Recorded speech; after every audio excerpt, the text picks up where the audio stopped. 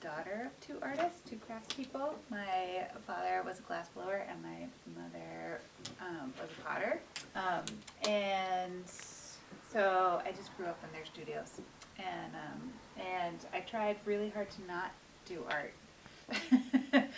When it came time to decide what to study in school, I was like, I'm not going to be a working artist. But it turned out it was really the only thing that I was actually interested in as far as trying to study. I guess it was just kind of second nature, that it was something that you work at continually over a period of time, and that it wasn't an instant gratification kind of thing. And so I think the working in a process that requires a lot of stop and start and thinking along the way, and decision making, and tedious process, and then kind of like has a roller coaster to it, is very reasonable to me. I would say that I get my sense of color from my father. He and I have very similar palettes in the work that we make, so but that was definitely influential. I think in general, I think about my work as, I mean, everybody knows that art is a form of expression, right? But I think about it as like a way of communicating or communicating about communicating, I guess is a better way to put it, maybe. And so I think a lot about the ways that we communicate in relationships, and how different relationships require different communication styles and different systems, and how we all gain shorthands, and there's formality and informality, and all sorts of ways and systems to communicate with each other that we easily adapt to, or sometimes not so easily.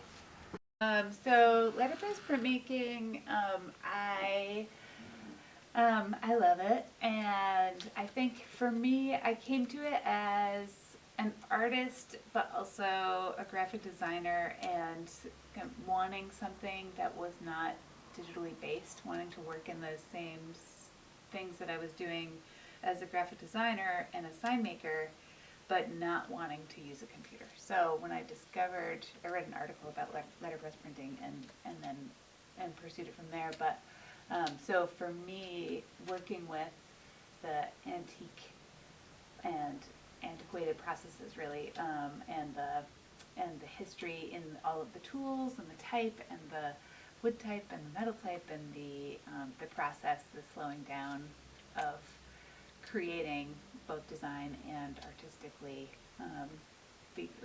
was really the moment of like, oh, this is what I want to do for my life.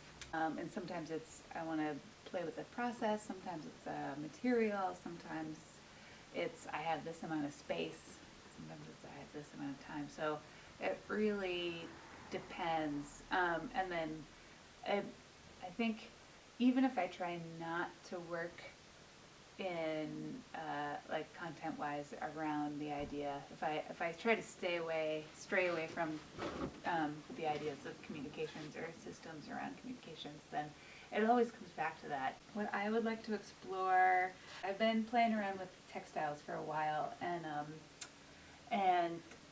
so the idea of working in a modular system comes pretty quickly to me. So I'm exploring that more